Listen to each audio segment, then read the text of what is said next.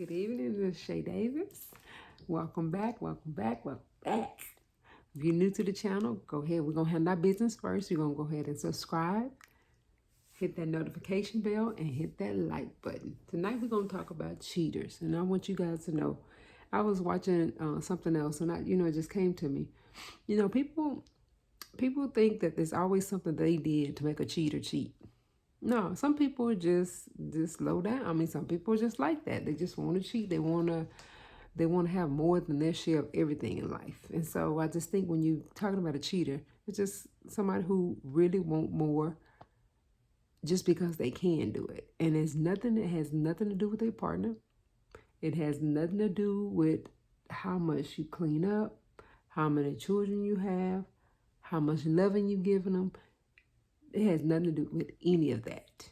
It has everything to do with that person and that person's choices. And I don't understand why we would internalize it. Like we internalize everything. I know when it happened to me, I was just like, well, what did I do? And I'm thinking to myself, what I do? Then I had to snap out of it and be like, girl, you ain't do nothing. That's him. That's straight him. That's all his choices, all his insecurities, all that steady reaching. And that's why I tell anybody, you can't let somebody brainwash you and think when they cheat on you that is your fault. No, it's not.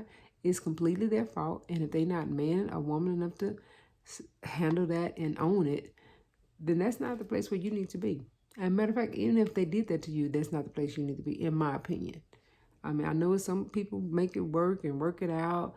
I just, because in the back of my mind, I'm thinking, are you thinking about this person all the time? Like, you know what I'm saying? Like, you actually spent some time. You actually told them some intimate things about yourself. And just, I don't know. I'm going to tell you one thing. The worst thing about a cheater can do is share his family information with whomever he lives messing with. Or vice versa. Her share her information about her family with whoever she's cheating with. That kind of cheating cuts very different. That cuts very different. Just like somebody they went out and had an affair with, like a one night stand. Both of them hurt, but something about sharing intimate details of our family life. It was a husband-wife situation, and telling them what I'm doing and what I'm not doing. Telling them about our kids, how old they are, what kind of activities they in, what they got this, all of this, all these intimate details about that kind of cheating leads to more of a relationship cheating versus people who go out and have one night stands and say they slipped up. I don't get them cheating on any level, but there is a difference. There are levels to this cheating thing. One night stand's one night stand. You don't know nothing about her. She don't know nothing about you, which is dangerous in itself. And number two, the second one, she really don't know nothing about you. She's just going based off what you saying. And you feeding her everything you think she wants to hear, and then you adding some extra by telling them a little bit something about your family, which is every cheater's nightmare. It always come back to bite you. I have no idea why. Like, to me, that's like a slap in the face with whomever you dealing with, whomever your wife or girlfriend is. That's a slap in the face when you go into intimate details about y'all personal life, y'all children, y'all family, anything related to your family. You so sucked in. You can't be that sucked in. If you're a cheater, you can't be that sucked in. This because I'm pretty sure this is not your first time doing it.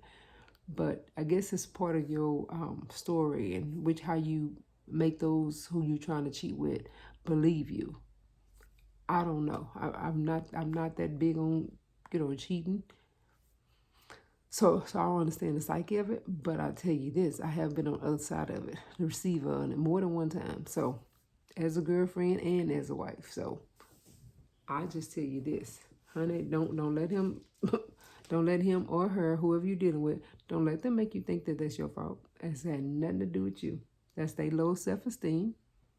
That's their lack of confidence. That's their ego that needs to be stroked. That's their lack of discipline. They can't discipline themselves to stay in one relationship at a time.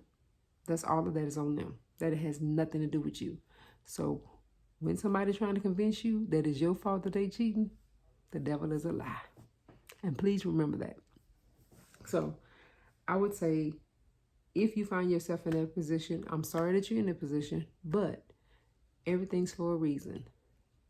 Pick yourself up, pull yourself together, and get yourself together before you make a decision about anything. You'll make the right one. You got to ask yourself, do you want another 10, 15 years of this cheating? And people always look at the time that they've invested in a relationship. They always don't want to lose that time. We've been together 15 years. We've been together 5 years. Do you want 5 more years of somebody cheating on you and potentially they bring you something? Ask yourself that before you holler out. We got 5 years in. We 10 years in. Before you holler that out, really think about what you're saying. You want all the sleepless nights? You want all that arguing?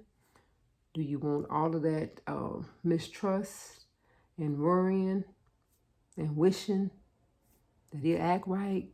Do you want all of that? Because that's mental stress. And if he worth all that, if you saying yes to all of that, then by all means have at it. I don't know a person who would say yes to all of that. Not when you can have the flip side of it. You can have comfort of him being at home, loving on you guys. You know exactly where he is. He's very transparent. He's being a servant to you and you a servant to him. And you guys are climbing and building together. So you have to ask which side do you want of that. I don't know too many people who want the first part. I'm with the latter. I want somebody who's going to be able to build with me. And I can bounce my ideas and goals off of them, and there won't be nothing that I'm feeling embarrassed about because, you know, somebody's trying to belittle me. Because that all comes with the cheating. Because, you know, they got to make you feel bad so that you can feel inadequate about doing X, Y, and Z so that they can go out and cheat. That's how that goes. So that's all a cycle. And either you're going to stay on that bike and ride with that cycle, or you're going to get off at the next stop. And when you get off, always get off smart. You don't want no scrapes on your knees or nothing off your back. So get out smart. I told you guys before in the other video, take your time. You've been at home a while, start putting your money back. Get your credit together. You should have these things together anyway. Before you really get into a relationship, you should already have your credit straightened out. You should have your bills paid off.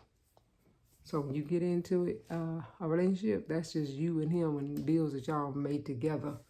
But even with that being said, sometimes that don't work out for your favor either. I would emphasize, if I were you and I was in that position and we had bills together, I would be the nicest and the sweetest. Just letting you know, we need to pay these bills off. We want to be debt free. I would get all that stuff down and add up my name before I make my move. Because at the end of the day, you're going to still be responsible for it. The credit company don't care about who shot John. They don't care about who cheated on whom. They want their money.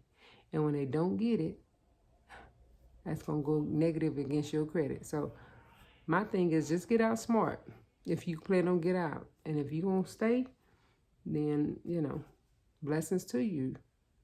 I mean, there has been some who stay and they say their relationships are better because they stayed. I can't relate to that. So I'm going to tell you guys about what I know. And I can't relate to that part. So, okay. All right, anyway, I ain't going to come in because I don't want to offend anybody. But I'm telling you what I know and what I did. So, I appreciate you guys for watching. If you came in late, you know what to do. Go ahead and subscribe. Hit that notification bell. And I appreciate you guys for watching. Have a great evening. Love you guys.